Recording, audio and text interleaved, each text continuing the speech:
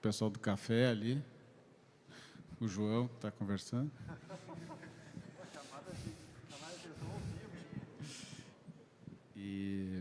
Mas, assim, falando um pouco daquilo que a gente vai falar desse painel 3 aqui, que é essa metodologia BIM, né, que a gente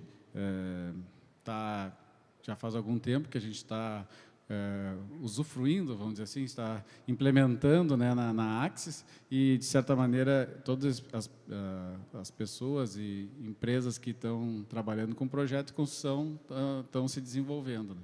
Então, de fato, eu vou começar, então, já que o pessoal chegou, está todo mundo aí já, falar sobre o terceiro painel. Tá? Então, o terceiro painel vai ser a transformação digital na indústria da construção, que é a metodologia BIM. Então, nós vamos chamar aqui no palco o nosso Fábio Pojo, que é o responsável, líder do BIM na Axis Engenharia. Também vamos chamar o Fernando Ferdi, que é o coordenador do LABIM, do Governo do Rio Grande do Sul. Tudo bom? Tudo bom. E também o Guilherme Pakovski, que é o coordenador de projeto da Gerdau. Tudo bom.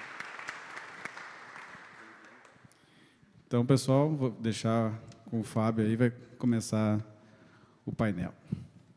Olá, pessoal, boa tarde. Primeiramente, agradecer a presença de todos aqui no nosso painel, que é realmente sobre a transformação digital na indústria da construção.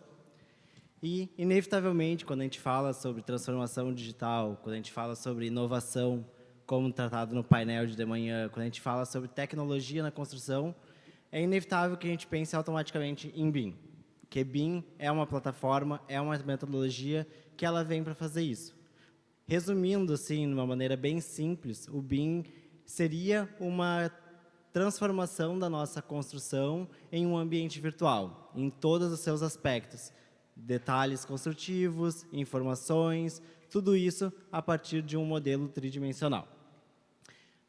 Provavelmente aqui a gente está em níveis de maturidade de conhecimento bem diferentes quanto a essa plataforma, e é por isso que eu gostaria de salientar que a nossa conversa aqui ela vai ser bastante embasada em gestão, onde a gente vai passar por todos os tópicos, desde a conceituação da metodologia, como experiências de implementação no setor público, no setor privado, em que âmbito, em que lugar que a gente se encontra atualmente, quais são as perspectivas futuras, mostrando benefícios, mostrando a importância e também as barreiras técnicas, barreiras culturais, como a gente vai encontrar inevitavelmente em todo tipo de mudança de metodologia tradicional como a gente vem enfrentando. Com isso, já gostaria de iniciar com uma pergunta, um tanto quanto polêmica, porque é uma resposta subjetiva, é uma resposta que varia muito da vivência de cada um, da prática de cada um no setor e como usufruir essa metodologia, que é para o Guilherme, como receptor de projetos, como coordenador de projetos, como que tu definiria o que é BIM para ti? Boa tarde, turma. Obrigado pela pergunta. Vamos começar, então. Vou basear minha resposta na minha vivência pessoal, então, recebendo as informações com base no método, né? O BIM, o que diferencia ele, o que pode caracterizar ele, deixar ele mais definido, é a informação. É o fato dele ser um método que te permite agregar e condensar a informação de vários tópicos referente ao projeto que tu está tratando, aquilo que tu está modelando. Então, tu não deve definir ele apenas como um modelo 3D daquilo que está sendo construído, projetado. Tu vai ter ali dentro as informações de materiais, as informações de planejamento, fornecedores.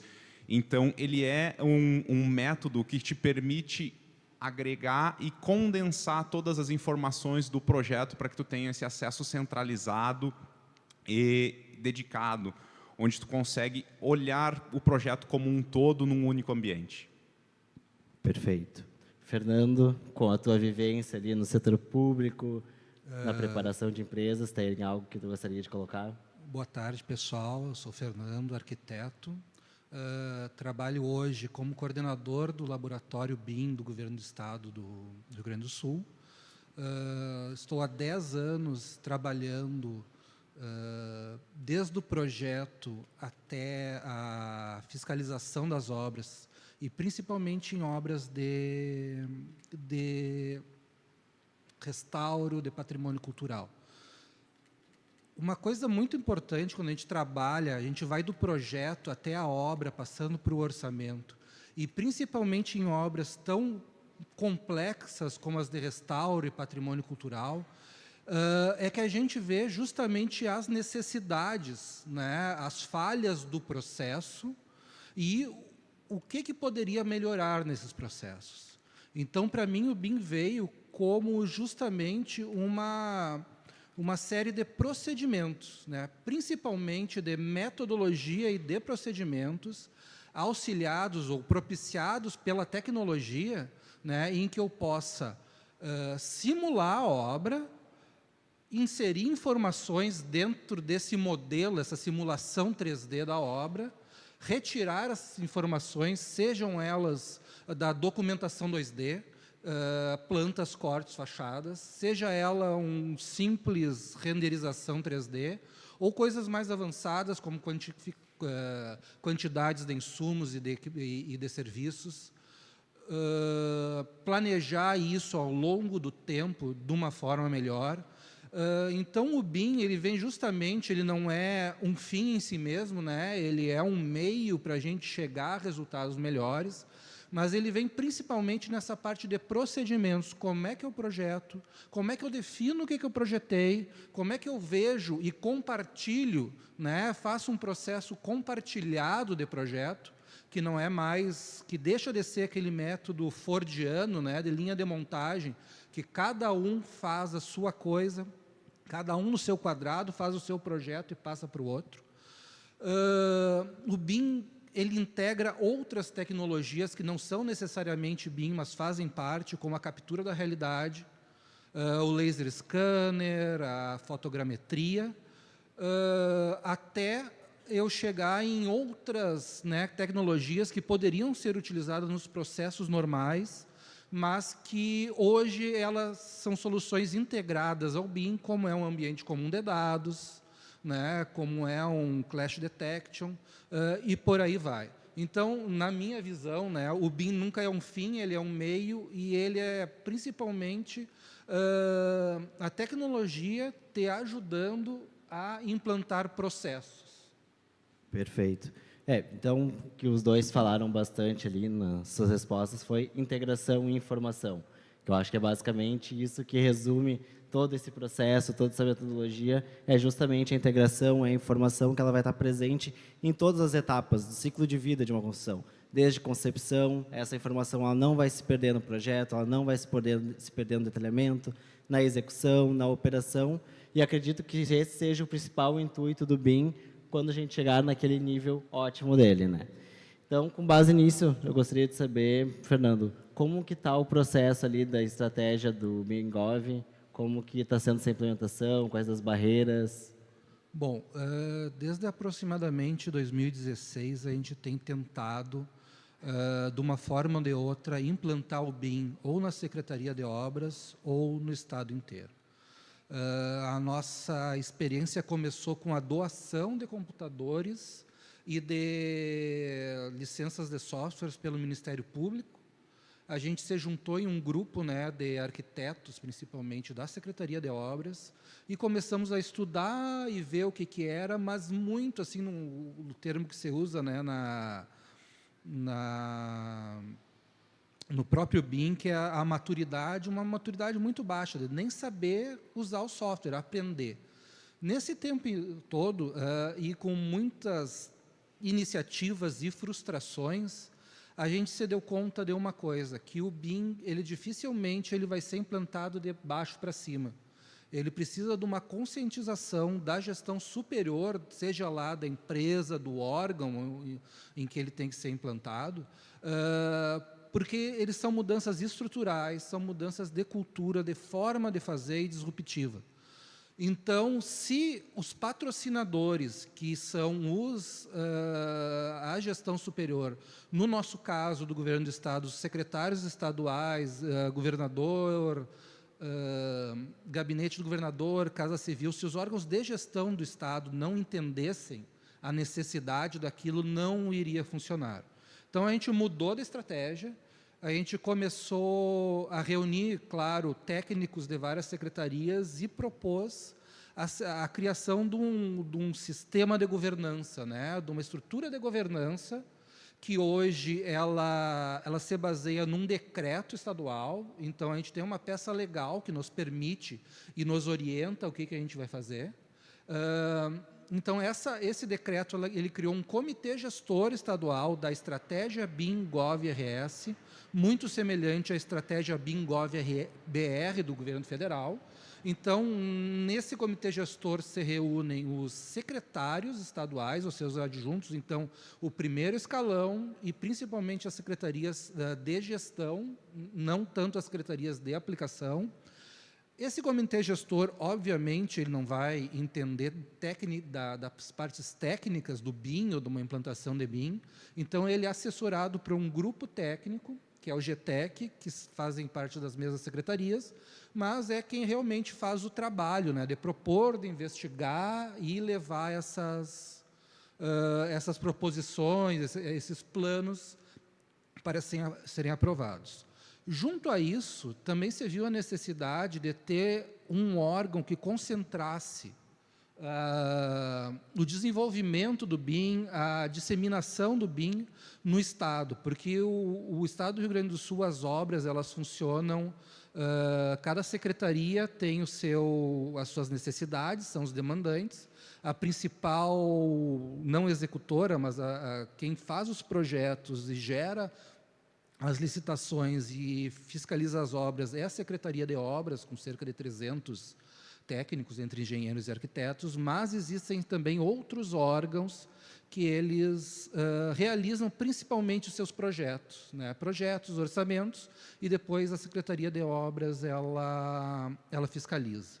Então, se imaginou um ambiente em que projetos, não necessariamente projetos de engenharia e arquitetura, né, projetos como um esforço para se chegar a um fim, eles pudessem ser desenvolvidos e tivessem infraestrutura, tanto física, de softwares e computadores, quanto assessoramento, né, ajuda de profissionais que já tivessem algum entendimento, para desenvolver os seus projetos lá, como projetos piloto, apresentando planos de trabalho, e também um local que fosse possível realizar capacitações, né, o treinamento tanto na prática, tanto nos softwares, quanto na teoria do que é o BIM. E esse hoje, então, em julho desse ano, inaugurou-se o LabIM RS, muito nos modelos do que outros estados também estão fazendo.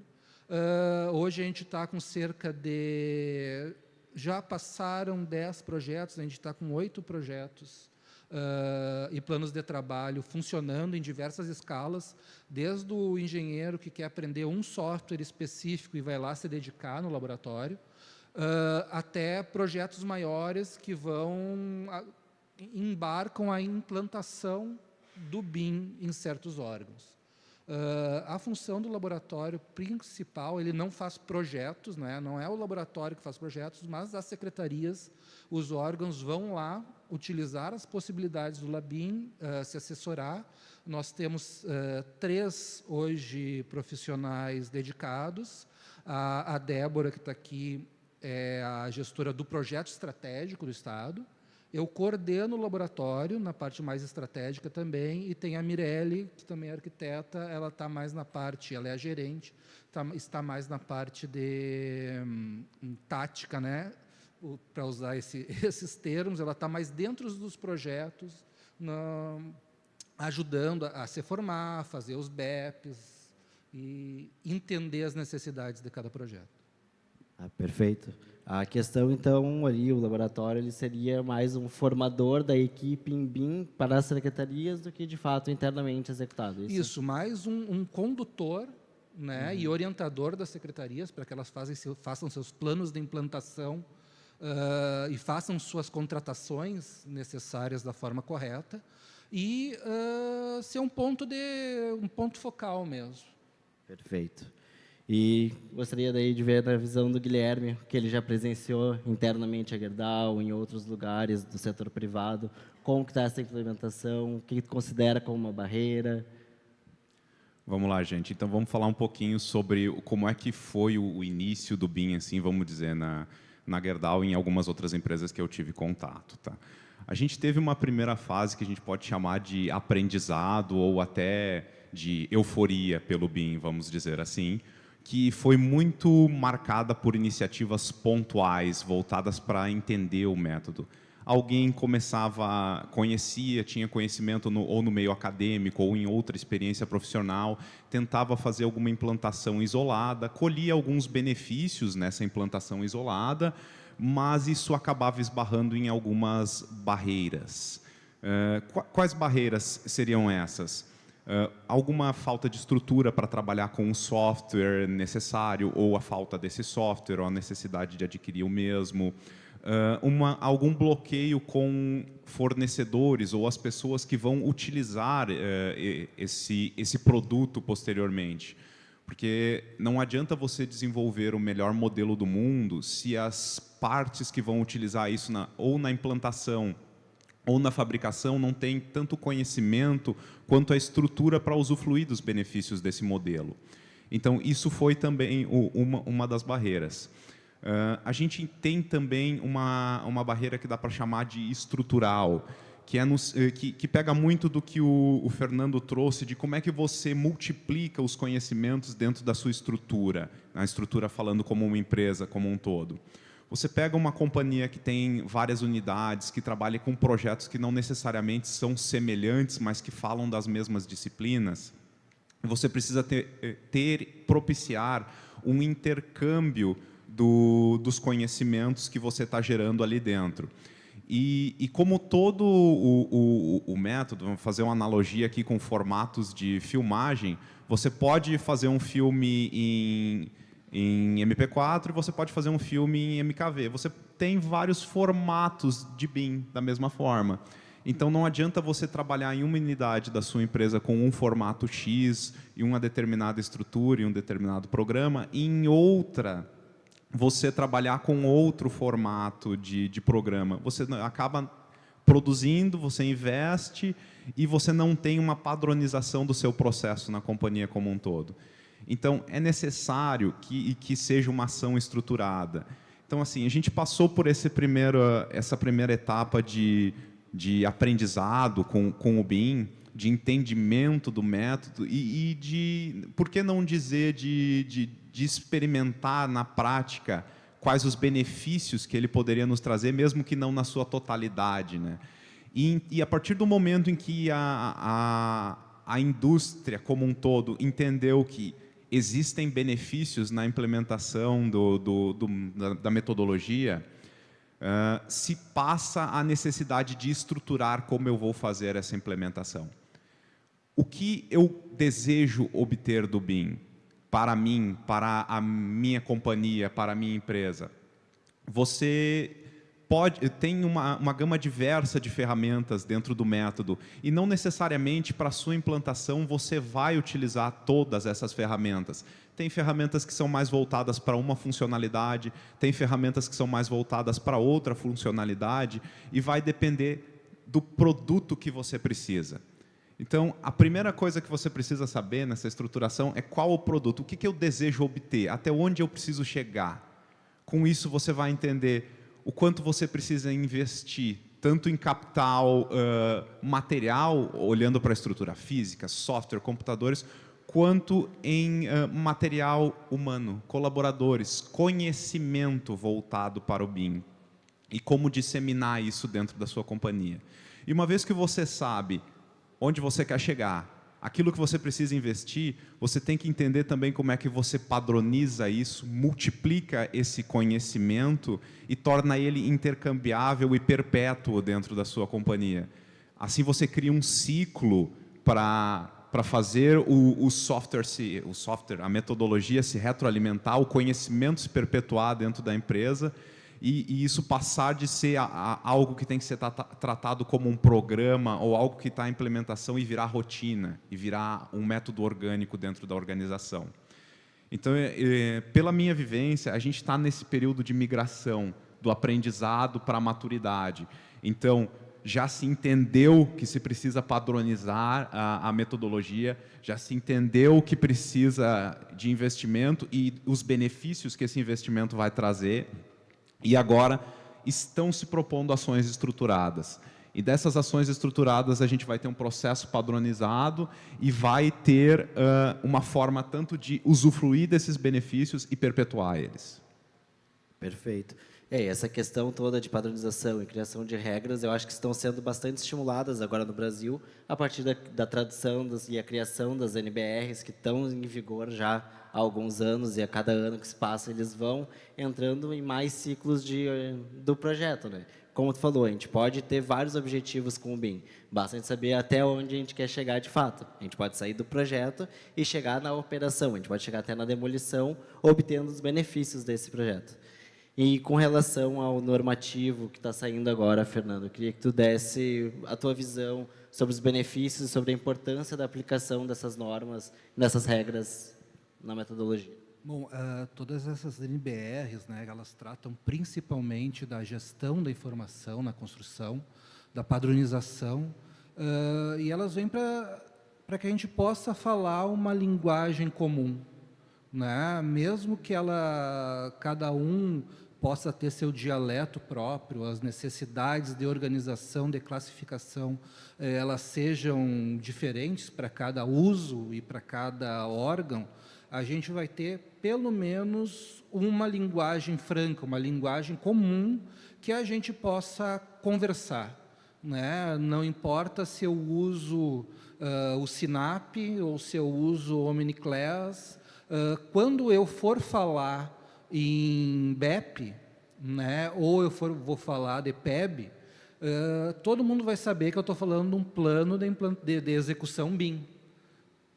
Isso está lá na norma, ninguém vai estar inventando a roda de novo.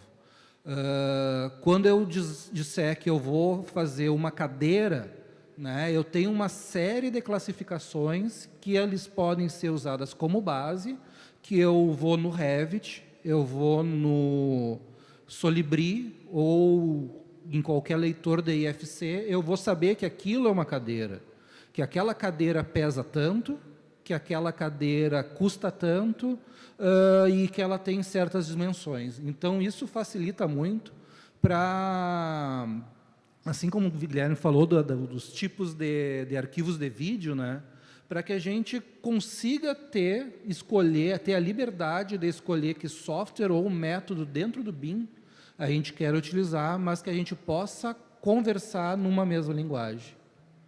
Perfeito. A questão dessa criação de padrões é muito importante, porque agora a gente não está mais trabalhando com geração de gráficos, a gente está gerando dados. Então, esse dado ele precisa ser criado e ser lido da mesma forma. Então, a partir da criação dessas NBRs, essa interoperabilidade, como a gente gosta de falar no mundo BIM, é muito importante e é inviável, e a gente precisa conseguir isso. E, no nosso caso, não só os padrões criados pela NBR, como não só o governo estadual, mas o poder público como um todo, ele é um grande indutor, né? Ele é um grande comprador, né, e contratador de serviços. E quando a nova lei de licitações fala que as obras e serviços da engenharia e construção têm que ser preferencialmente contratadas em BIM, o que ela quer dizer? Né? Porque o BIM, vocês viram que eu e o Guilherme aqui falando, a gente até tem... Existe mais de um conceito, ele é mais de uma coisa só. Então, alguém vai ter que dizer o que é esse BIM. E quem vai dizer, para as compras públicas, vai ser o Estado. Né? O exemplo do que Santa Catarina já fez com seus cadernos, com o Paraná, principalmente, tem feito de uma forma excelente. Então, a gente precisa definir e criar padrões. A gente precisa saber pedir para poder receber o que a gente quer. E sem uma padronização, nem a gente fica sabendo o que pedir, nem o contratado tem segurança ou vai saber o que ele tem que entregar. Então, a padronização, no geral, do BIM, é uma das grandes palavras, né? Um dos grandes assuntos dentro do grande assunto que é o BIM. Perfeito. Guilherme, ali tu citou, enquanto falava, a questão de alguns benefícios que se conseguiria atingir com a metodologia. Vocês já conseguiram ter algum desses benefícios palpáveis que tu conseguiria listar com a utilização da metodologia? Quando a gente está olhando para o desenvolvimento de um projeto, qualquer projeto, independente dele ser da disciplina de civil, mecânica ou outras, a gente está olhando para atender 3 pilares. É o escopo, aquilo que tu quer fazer, o prazo, quando tu quer fazer, e o custo, quanto que vai custar aquilo que tu precisa fazer. São esses 3 pilares que tu precisa atender para ter um projeto que a gente chama de um projeto com qualidade, que foi bem entregue. Quando a gente fala do BIM e quais os benefícios que ele pode nos trazer, a gente linka com esses 3 pilares. Então, assim, o que mais me vem à mente quando a gente começa a falar de benefícios é quando a gente fala da integração das disciplinas. Pense comigo, você tem um projeto de um edifício, você vai começar a falar de alicerce, você vai começar a falar de fundações, paredes, revestimentos, aí você fala de hidráulica, tubulações, rede elétrica, entre outros itens que precisam estar ali e que são integrados e feitos por disciplinas diferentes. Você imagina você fazer isso, cada um no seu software de modelamento, e depois ter uma sala de guerra para integrar isso, para fazer a coisa virar coesa. Quanto que você vai para lá, entra na sala, coloca tudo na mesma página e depois volta para descobrir que você precisa ajustar alguma coisa porque você passou um cano onde não podia ou a sua fiação vai cair dentro da fiação da rede de água, entre outros itens que, quando as disciplinas não são feitas juntas, acontecem e é natural, entende? Então, assim, quando você fala de integração de disciplinas, tudo sendo feito na mesma plataforma, você começa a ter uma compreensão maior do que está acontecendo no projeto como um todo, você consegue corrigir eventuais falhas, eventuais necessidades de compatibilização de forma mais orgânica, e você acaba tendo uma compreensão maior do escopo total do projeto pela equipe que está desenvolvendo ele, independente da disciplina que está tratando. Você potencializa a entrega do projeto como um todo, porque, como você está desenvolvendo junto, você está integrando as disciplinas e você está prevenindo esses eventuais deslizes de compatibilização. Então, você acaba otimizando o prazo total da entrega da sua solução, do seu projeto como um todo, e, com isso, você está ganhando em custo. Então, você está permeando os 3 pilares de um projeto de sucesso. E você consegue fazer a mesma analogia para a implantação. A partir do momento em que você começa a construir, tendo o modelo em BIM, você também consegue executar isso e ter os diferentes players, os diferentes executores das disciplinas construindo, tendo a noção daquilo que vai acontecer próximo deles. Então, também potencializa a execução da obra e diminui atrasos, evita a necessidade de você ter que fazer correções de rota, porque todo o material está ali disponível para todo mundo, então você consegue entender o que está acontecendo e você vai ter ganho no custo de implantação. Perfeito. E como vocês dois falaram, o BIM ele é, na verdade, um conjunto de inovações agregadas para entregar e colaborar cada vez mais, como a questão de projetos, questão de nuvem de pontos, inteligência artificial, que já está entrando aí, rotinas automatizadas, tudo isso para melhorar, e cada dia mais vai entrando novas tecnologias. E nisso eu queria saber, Fernando, o que tu acha num panorama assim, de um curto prazo de tempo, onde a gente pode chegar com essa plataforma, que a gente pode chegar com essas tecnologias, qual seria um mundo utópico, digamos assim? Bom, para vocês terem uma ideia, quase todas as pessoas que eu conversei, que utilizaram, seja qual o uso do BIM, seja só para o projeto e geração de documentação, que usaram o BIM em prédios de mais de 2 pavimentos. Eu perguntei, tu deixaria de usar o BIM para esse tipo de projeto? Ele disse, mas nem... Claro que não. Né? Porque ele consegue não só automatizar, ele consegue juntar toda aquela informação e fazer, como o Guilherme falou, que as pessoas conversem. né? E ele faz surgir problemas e questões que não eram discutidas antes. Ontem a gente teve uma excelente assim, exemplo disso lá no laboratório, que se juntou uma equipe da SOP de todas as disciplinas para discutir a reforma de um teatro, com um modelo arquitetônico já feito por iniciativa do próprio arquiteto, mas na discussão com todo mundo reunido, que já é uma coisa rara, tu conseguir reunir todos os técnicos de todas as disciplinas e seus gestores para conversar sobre um projeto, utilizando o modelo, começaram a surgir questões que ou iam ser esquecidas, ou ia ser o RNO, que eu chamo, que é o Resolve na Obra, né, que como fiscal de obras a gente tem que, muitas vezes, ter esse papel. Mas surgiram questões como, se eu vou tirar um piso e vou colocar outro, será que a laje vai aguentar? Olha, isso aí, no método que eu falei, que cada um no seu quadrado deve fazer, isso nunca ia ser discutido. E a outra coisa extremamente importante que aconteceu nessa reunião foi que eles chegaram à conclusão, o pessoal do orçamento não pôde ir, né? Eles chegaram, nossa, mas o orçamentista não tem que acompanhar desde o começo do projeto, né? Ele não tem que orientar o arquiteto a usar isso ou usar aquilo dentro da gama de possibilidades, sem interferência no resultado arquitetônico. Então, ele começa, e eu isso acho que é uma das maiores vantagens, a agrupar todos os responsáveis pelo projeto. Como eu disse, eu vejo que não tem como voltar atrás. No momento que tu vê, a gente participou de alguns congressos, um no Rio de Janeiro, agora há pouco tempo, estavam mostrando o projeto de 40 mil, 50 mil metros quadrados, entre estacionamento e shopping popular e terminal de ônibus.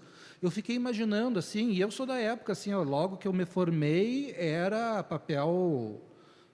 logo que eu me formei, não, mas no final da faculdade era papel manteiga, caneta nanquim, se tu quisesse copiar.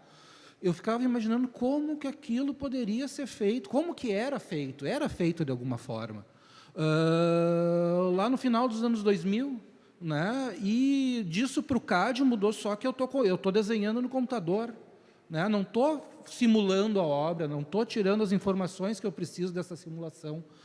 Então, eu imagino como um caminho sem volta, principalmente em projetos de maior escala. E aonde a gente vai chegar? Bom, eu acho que a gente vai chegar na Matrix, né? Se a gente já não está dentro dela, mas a gente vai... é justamente isso, essa parte de digitalização, né? De ir para o digital e descobrindo cada vez mais o que a gente pode fazer. Não me sinto seguro para dizer, olha, nós vamos chegar a tal lugar, né? Porque muda de tempo em tempo, né? 10 anos atrás, 13 anos atrás, eu não imaginaria que eu abriria meu projeto em 3D no meu celular, ou veria ele em 3D mesmo com óculos. Então, eu não consigo imaginar muito, mas sei qual é o caminho que vai ser a digitalização do processo, do projeto e da informação. Perfeito. Como o pessoal ali no painel da manhã comentou sobre inovação, cada dia, quando a gente acha que a gente está conhecendo uma coisa, aparecem 5 coisas novas para a gente aprender e para a gente aprimorar os nossos processos, né? E a questão da digitalização da informação ali é bem importante, um assunto que está bem alta hoje em dia, a questão dos gêmeos digitais, né? Que a gente ter toda a parte das informações dos nossos projetos dentro do modelo e a gente conseguir gerir aquele nosso espaço através do nosso modelo. A gente não ter mais reservas de documentos, e sim reservas de espaços, onde a gente consiga gerir, fazer projetos, fazer alterações em campo, já tudo pré-definido dentro do modelo, né? Eu queria ver a tua opinião, Guilherme, o que tu acha que a gente vai chegar nesse ponto, assim, o que a gente precisa fazer, a questão de padronização, a questão de treinamentos no setor, para a gente conseguir avançar para essa parte. Um dos momentos mais emblemáticos de um projeto é quando tu sai da prancheta ou tu está com o projeto pronto e agora eu vou apresentar isso para os meus stakeholders. Vamos ver o que quem me pediu o projeto acha que dele.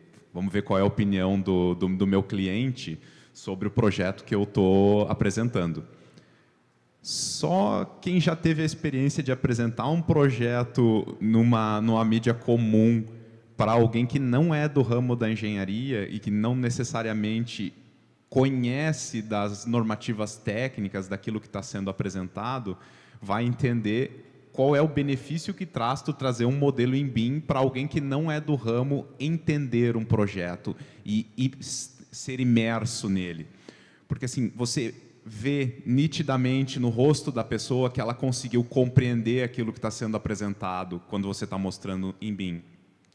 Você consegue andar com a pessoa dentro do modelo, mostrar para ela qual é a integração entre as disciplinas. Aqui vai estar a determinada característica que você me pediu, determinado acabamento vai ficar de tal jeito em tal lugar do projeto. Não tem como voltar atrás, como o Fernando falou. Uma vez que você tem essa tecnologia à sua disposição, é impossível porque o benefício é muito palpável. São horas de explicação que você teria que investir para detalhar um projeto para alguém que não é da área, que precisa ter o entendimento para te dar a aprovação daquilo que está sendo feito. Então, isso olhando só para a aprovação do projeto. Aí, quando você começa a falar em execução, você está lá num local, no meio da obra, com um maquinário esperando, o insumo às vezes ali com tempo de cura ou com tempo X, e você descobre um problema no projeto e você tem que tratar. Então, ter a informação na mão, de fácil acesso, e não só a informação ser de fácil acesso, é a informação estar num formato amigável. Isso te traz agilidade, isso te traz benefícios que você consegue tornar a execução mais simples, você tira a complexidade daquilo que está acontecendo. Então, poder ir com um modelo 3D, com o gêmeo digital daquilo que você tem que construir, para o campo, para o lugar onde você tem que construir, é algo que não tem retorno. Você vai potencializar isso cada vez mais. A gente começou na indústria onde eu estou, usando o BIM para trabalhar em mudanças de layouts que já existem, e agora a gente está olhando para modelos greenfield, para construções novas. Então, você começa a conseguir potencializar o uso e você acaba economizando horas de projeto com a retirada dessa complexidade. Então, assim, vou pegar também a fala do Fernando. Cara, eu não tenho background para te dizer onde é que a gente vai chegar, porque isso muda a cada dia e talvez a gente vá acabar na Matrix, como ele falou mesmo. Mas, assim, a potencialização da digitalização, isso não tem como a gente voltar atrás. A gente vai seguir potencializando isso. Cada vez a gente vai trazer mais esse acesso à informação para dentro da obra em si, para dentro da execução, para garantir que a informação esteja disponível e de fácil acesso quando ela for necessária, e não se ela for necessária. Perfeito. Queria ver de vocês assim algumas recomendações que vocês teriam para alguém que esteja pensando, que ainda não iniciou esse processo de implementação ou está interessado em contratar um projeto, uma execução em BIM. O que vocês recomendariam pronto de partida? Porque se a gente for na internet, a gente tem vários universos que a gente pode seguir e às vezes a gente fica muito perdido para que lado for. Então, eu queria ouvir de vocês recomendações, o que vocês acham? Bom, como a gente já falou aqui, os benefícios do BIM, as possibilidades são imensas e diversas. Só que não existe almoço grátis. Eu não compro e instalo o BIM. Né? Quando eu dou alguma palestra, falo para as pessoas o que é o BIM, meu segundo slide é o Harry Potter dizendo que BIM não é mágica. Né? Ele requer esforço, ele requer que a gente faça coisas que a gente já precisava fazer há muito tempo, que é se organizar, definir processos, definir as capacidades e as responsabilidades de cada agente que vai estar trabalhando. Só que esse esforço inicial ele vai se diluindo aos outros projetos, né? Tu vai fazer um primeiro piloto, tu vai sofrer mais, mas tu vai deixar um legado para o segundo e vai deixar um legado para o terceiro, até que, como o Guilherme falou, tu saiba o porquê que tu está fazendo aquilo e para quê. Então, na teoria de BIM, você fala muito de usos BIM, né? A primeira coisa que eu indicaria às pessoas que querem entrar ou querem contratar, entender para que eu vou usar. Pode ser só para gerar documentação 2D, né? Que se chama o Small BIM. Um dia tu vai chegar no GM Digital, talvez, mas entender o que eu quero, né? E aí sim procurar as pessoas que já tenham alguma experiência, adquirir tecnologia. Quando uma empresa, né, uma construtora, uma incorporadora, ela vai adquirir o projeto, ela não adquire só o projeto, ela adquire a tecnologia junto. Né? Contrate a consultoria, contrate a ensinar os seus agentes, os seus técnicos a como trabalhar nessa novo método de se fazer projetos e obras de engenharia e de arquitetura. Perfeito. É que junto com a implementação BIM acaba vindo a ânsia de tu querer tudo que aquela plataforma, Exato. aquela metodologia quer te trazer. Só que cada coisa, ela exige uma construção diferente, em uma etapa diferente, em um nível de conhecimento diferente, né? Não sei, Guilherme, quer agregar alguma coisa? Vou mais reforçar alguns dos pontos que o Fernando falou. O primeiro ponto é saber onde tu quer chegar. Tu precisa entender isso para saber qual o nível do investimento que tu vai ter que fazer, porque tu vai ter que investir em tecnologia e tu vai ter que investir em pessoas. Tu vai precisar de pessoas que saibam trabalhar com o BIM mais do que talvez a tecnologia para trabalhar com o BIM. Então tu vai ter que fazer esse investimento em capital humano. Tu vai ter que desenvolver ou os teus clientes ou os teus fornecedores. Então, se você presta o serviço para alguém, você vai precisar que essa pessoa consiga entender e trabalhar com aquilo que você está entregando. Então, vai necessitar de uma parceria. E se você compra serviços de BIM, você precisa entender o suficiente para demandar esse serviço e ter a estrutura necessária para poder manipular o produto desse serviço que você vai estar contratando. E acho que a cereja do bolo é a padronização. Uma vez que você sabe o que você quer, uma vez que você tem a estrutura, tanto física quanto de capital humano, para trabalhar com esse material, você precisa perpetuar isso. Aí você vai conseguir fechar o ciclo e trabalhar e evoluir cada vez mais com o método. Perfeito. Encaminhando então ali para o final, queria saber se vocês têm mais algum comentário final, alguma coisa para passar para o pessoal. Bom, pessoal, não vai ser mais fácil. Isso é uma coisa que eu tenho para dizer, não vai ser mais fácil. Mas o resultado vai ser muito melhor. Muito.